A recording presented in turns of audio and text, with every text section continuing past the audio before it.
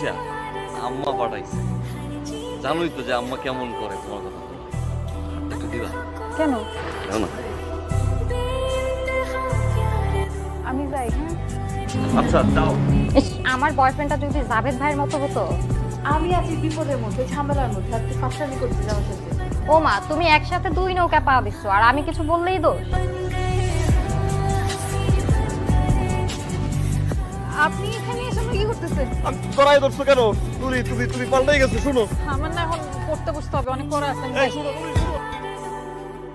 নুরির সাথে আপনার সম্পর্কটা কি? আরে মেয়ে আমার প্রেমিকা। এটা কি বললেন? নুরির সাথে আমার সম্পর্ক ভাই ছোটবেলা থেকে, বুঝছেন ভাই? আপনি কি পাগল হয়েছেন? অনেক স্মৃতি ভাই, মানুষের বাঁচবো না ভাই।